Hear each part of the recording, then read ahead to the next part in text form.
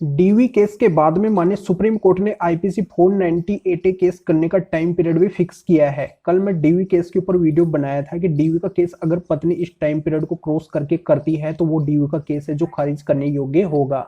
आज का वीडियो है आईपीसी 498A के ऊपर कि पत्नी है जो आईपीसी 498A का केस इस टाइम पीरियड के अंदर ही कर सकती है। अगर इस टाइम पीरियड को क्रॉस करती है जो मैं इस वीडियो के अंदर बताने वाला हूं तो वो 498A का केस भी खारिज करने योग्य होगा। ये बात मैं नहीं बोल रहा हूं, माने सुप्रीम कोर्ट की इस जजमेंट के अंदर कही गई है। बहुत ही इंपॉर्टेंट जजमेंट है पति के फायदे का, तो ध्यान से पूरा वीडियो देखना है और इस वीडियो को अभी से लाइक करना है। लाइक जरूर कीजिए और शेयर भी कीजिए जो उन लोगों को फायदा मिल सके। और इस चैनल को सब्सक्राइब नहीं किया है तो सब्सक्राइब करके बेल आइकन को जरूर दबा दीजिए। तो चलिए शुरू करते हैं।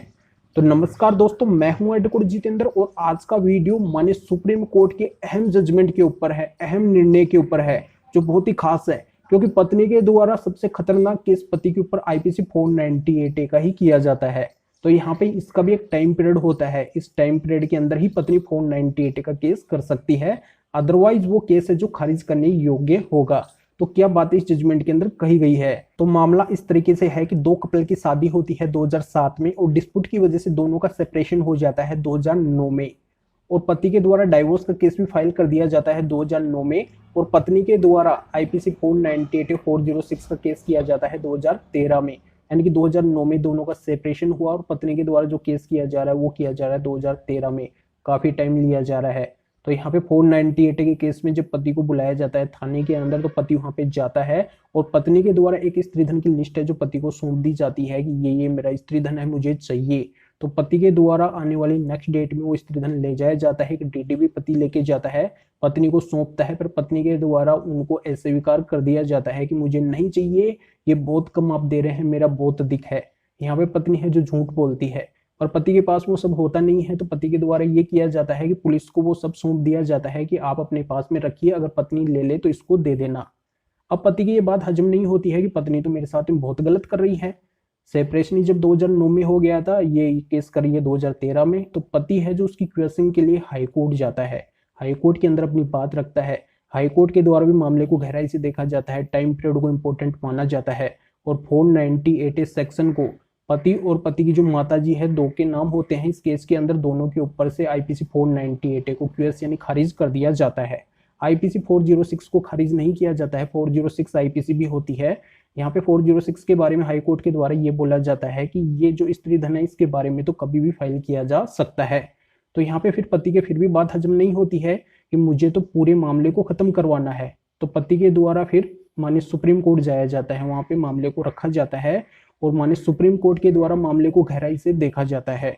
माननीय सुप्रीम कोर्ट के द्वारा ये बोला जाता है कि पत्नी ने कभी स्त्रीधन के बारे में कभी जिक्र ही नहीं किया। पति जब 2009 के अंदर डाइवोर्स का केस फाइल किया तो पत्नी वहां पे स्त्रीधन के बारे में कुछ भी नहीं बोली। एफआईआर के अंदर भी ऐसा कोई स्त्रीधन के बारे में है नहीं विशेष, और यहाँ पे पति की कोई गलती है नहीं। पति तो क्या है कि स्त्रीधन को थाने के अंदर जमा करवा दिया है, पत्नी ले नहीं रही है, और यहाँ पे पत्नी ने जो केस भी किया है वो भी काफी टाइम के बाद में किया है। तो यहाँ पे माननीय सुप्रीम कोर्ट ने सीआरपीसी 468 को ध्यान में रखते हुए, लिमिटेशन को ध्यान में रखते हुए ये भी बात क्लियर की कि यहाँ पे टाइम पीरियड है जो पत्नी क्रॉस करी है, क्योंकि इन जो सेक्शन है इनके अंदर जो अगर दोषी भी पाए जाते हैं तो सजा का प्रावधान है 3 साल का।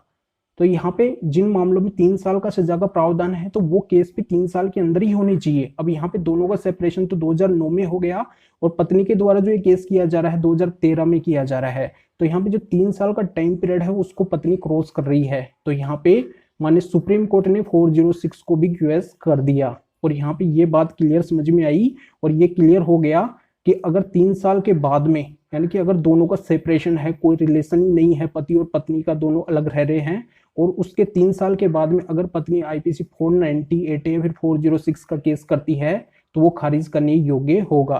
तो ये बहुत ही इंपॉर्टेंट जजमेंट है माननीय सुप्रीम कोर्ट का। इसकी डिटेल, इसका लिंक है जो इस वीडियो के डिस्क्रिप्शन में दिया गया है, इसके ऊपर क्लिक करके इसको अच्छी तरह से रीड करके अगर आपके केस से मिलता हुआ है तो इस जजमेंट को यूज करके फायदा उठा सकते हैं।